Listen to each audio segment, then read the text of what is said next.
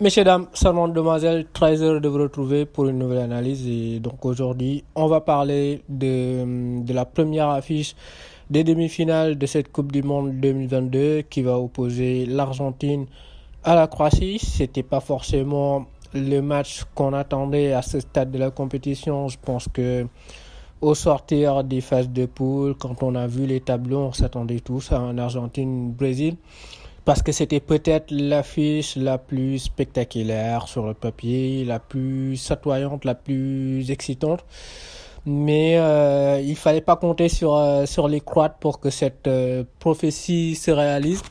Finalement, ce sera la bande amoureuse qui va jouer cette demi-finale parce qu'ils ont fini d'éliminer les potes à Neymar dans cette demi-finale, dans ce quart de finale plutôt, qui a été palpitant et qui nous a tenu en haleine très longtemps. Ça a été un match hyper long et hyper chargé en émotions finalement, un peu comme toute cette compétition qui aura été dans plaisir mais immense.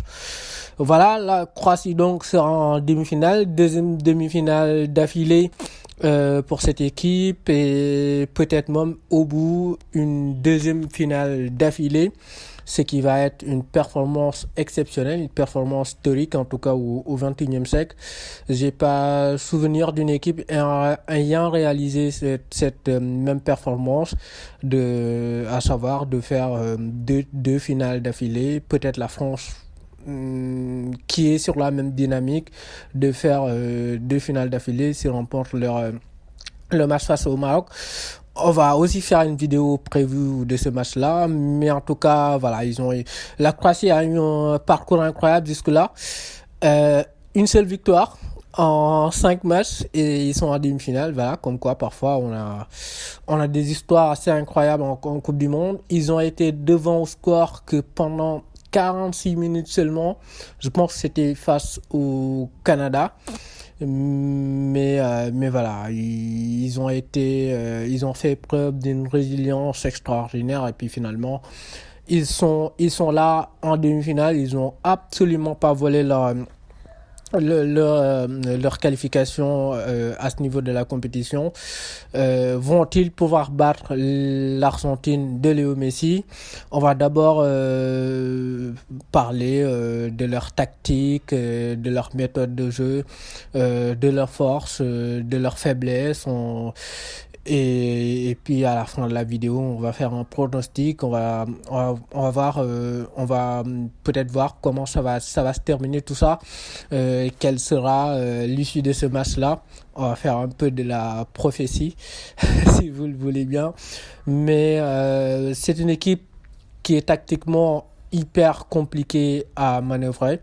Elle fait preuve d'une solidité presque infaillible. Et elle montre beaucoup de rigueur défensive, beaucoup de discipline aussi. Euh, Elle ferme les espaces. C'est très difficile de pénétrer le bloc droit tellement à l'intérieur c'est très dense et c'est très compact. Il y a beaucoup de coulissage, beaucoup de couverture, beaucoup de compensation. Et en fait, c'est un bloc qui est très agressif. C'est pas forcément un bloc qui s'assoit dans sa surface de réparation et qui attend l'erreur individuelle de l'adversaire pour pouvoir s'offrir des chances de récupérer le ballon. Non, c'est une équipe qui va aller forcer l'erreur individuelle, qui va aller chasser un peu les joueurs adverses et qui va se montrer hyper agressif, qui va montrer beaucoup de courage, beaucoup d'abnégation pour récupérer le ballon. Et ce qui est très intéressant aussi dans cette équipe, c'est que techniquement, elle est très forte. Elle est très forte pour garder le ballon. Elle est très forte pour empêcher que l'équipe adverse récupère le ballon. Parce que c'est une équipe qui regorge de qualité et qui regorge de défenseurs de qualité, notamment Vardiol, qui est très à l'aise techniquement, capable de résister sous pression, capable de battre des pressions par les dribbles, par la passe. Même Lovren, je le trouve pas mal, sincèrement. Et puis, ils ont un milieu de terrain qui est juste exceptionnel, quoi. Le trio du milieu, je pense que sur les 4 équipes restantes dans la compétition, c'est la meilleure, c'est la plus belle, c'est la plus excitante. Brozovic, en termes de résistance sous pression, c'est incroyable. Kovacic, en termes de résistance sous pression, en termes de volume de jeu, de volume de course, c'est exceptionnel. Modric, on le présente même plus, quoi. 39 ans et même 49 ans s'ils exagèrent un peu. Mais exceptionnel. Surtout, ce qui est plus fascinant, c'est que le mec, il se fatigue jamais. Tu regardes ses matchs, au bout de 100 minutes, 120 minutes, il garde toute sa tête, il garde toute sa lucidité. Aujourd'hui, combien de joueurs de son âge sont capables d'évoluer déjà à ce niveau, mais en plus de tenir des matchs à rallonge qui vont jusqu'à 120, voilà, et même plus. Donc c'est extraordinaire. Je connais moi des joueurs qui n'ont pas la moitié de son âge et qui sont pas capables de tenir le rythme pendant 60-70 minutes. Ça vous situe un peu le niveau du mec et l'endurance, la longévité un peu de Maurice, qui a absolument tout gagné, qui continue de jouer, de se donner à fond, comme si en fait il avait encore rien gagné dans sa carrière. C'est absolument phénoménal. Et surtout mentalement, c'est une équipe qui a une capacité de résilience qui est juste formidable. Une qualité, parce qu'on parle beaucoup de leur rigueur défensive, mais défendre c'est déjà un art, faut savoir le faire. Mais défendre c'est aussi un état d'esprit. Faut beaucoup d'endurance, faut éprouver beaucoup de plaisir à le faire, à se soutenir ensemble et se montrer très solidaire. Quand il y a un mec qui monte chercher très haut, bah l'autre copain il doit pouvoir compenser derrière et couvrir. Quand il y a un coéquipier qui se rate, bah le copain derrière il doit pouvoir se rattraper, il doit pouvoir rattraper et corriger l'erreur de son pote. Et c'est en fait des valeurs et des vertus qu'on retrouve dans cette équipe croate. Et cette équipe aussi fait preuve d'une capacité de rebond, de réaction qui est assez incroyable quand elle est menée au score. Je me souviens à l'Euro, j'avais commenté derrière le match, celui face à l'Espagne où ils sont menés au score. À un moment, on se dit c'est fini, ils vont jamais revenir. Et puis non, ils refont le retard. Et ils reviennent, le match va jusqu'au tir au but. On a des exemples même dans cette Coupe du Monde. Pas besoin d'aller un peu plus loin. Face au Japon, ils sont menés, ils reviennent. Face au Brésil, quand Neymar il marque ses buts sur la première période de la prolongation, je me dis c'est fini, ils vont plus jamais revenir. Et non, ils trouvent en fait les ressources mentales, les ressources techniques pour pouvoir revenir au score, aller au tir au but et puis gagner le match. Donc c'est une équipe qui fait tout pour endormir le match, qui fait tout pour rendre le match très long, parce qu'en fait ils ont le coffre, ils ont le courage, ils ont cette capacité athlétique pour pouvoir tenir aussi long soit le match, quoi. Et en plus sur les tirs au but, euh, il me semble, et il est très certain qu'ils sont préparés à ça, mentalement et techniquement, parce que vous amenez pas les matchs et plusieurs matchs vers ça si mentalement et techniquement vous n'êtes pas préparé. Donc ils ont une préparation très optimale par rapport à ça. Et ils ont un très bon gardien, Livakovic. Pour moi, c'est la révélation de ce mondial au niveau des gardiens de but. Pas loin d'être le meilleur ou l'un des meilleurs gardiens de but dans ce tournoi. Face au Brésil, s'il n'est pas dans les cages, bah, le match ne va jamais en prolongation et le match ne va jamais au tir au but, quoi, parce qu'il te sort des arrêts. Incroyable, ils ont de bons tireurs aussi. Et sur les frappes, c'était exceptionnel, sincèrement. Les frappes de balles, c'est poteau serré, c'est plein centre, c'est des frappes imparables pour le gardien de but, tout simplement. Maintenant, c'est une équipe aussi qui a des failles.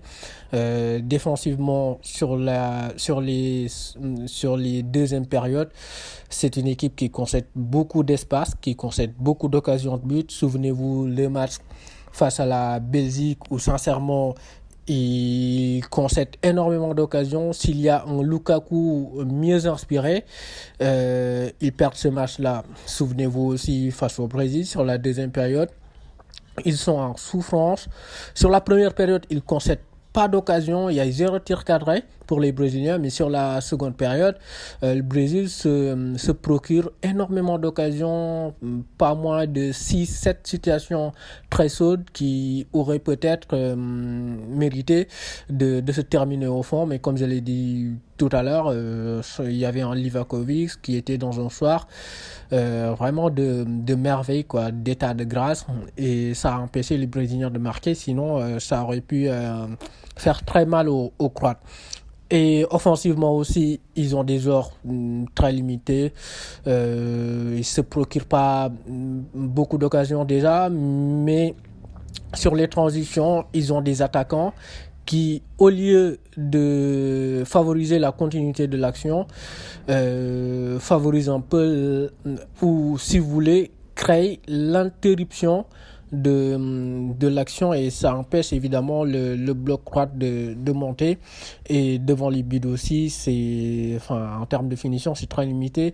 Moi, je me rappelle un peu de la rentrée de Petkovic face au Brésil. Dans un premier temps, mais il fait une rentrée très comique. Tu as l'impression qu'il est fâché avec le ballon. Il y a des transitions. Dès que le ballon tombe sur ses pieds, interruption totale de la transition, et le Brésil récupère le ballon. Et sincèrement, si t'es supporter croate, t'as qu'une seule envie, aller le retrouver sur le terrain et lui mettre une gifle. Mais sincèrement, c'était très bizarre parce que déjà rentrée très comique, mais il te fait finalement des actions de très grande classe, parce que déjà c'est lui qui te marque le but égalisateur, mais juste avant il te fait un petit pont sur Casemiro, angle de surface, l'autre côté à la barre. Je me suis dit, mais est-ce que c'est le même joueur, quoi? Parce que quelques minutes avant, on a l'impression que c'est le pire footballeur de l'histoire. Et puis, quelques minutes après, il te sort cette dinguerie, ces gestes techniques totalement incroyables. Voilà, c'est des attaquants qui sont capables du meilleur comme du pire. Et c'est pas aussi une équipe qui marque beaucoup. Donc face à l'Argentine, si l'Argentine arrive à mener par exemple 2-0 ou arrive à marquer 2 buts dans la rencontre, je vois pas comment ils vont pouvoir revenir. Physiquement aussi, je pense que c'est une équipe qui est très éprouvée, parce qu'ils ont enchaîné 2 matchs qui sont allés jusqu'à 120 minutes. Donc ça fait 240 minutes de jeu sur les jambes, plus la séance très éprouvante mentalement de tir au but. On va voir comment ils vont se régénérer physiquement et mentalement. Mais en tout cas, ça va être hyper compliqué. Maintenant, c'est une équipe qui a l'habitude de ça, qui a l'habitude d'enchaîner des matchs très éprouvants, et avec beaucoup de chances de s'en sortir.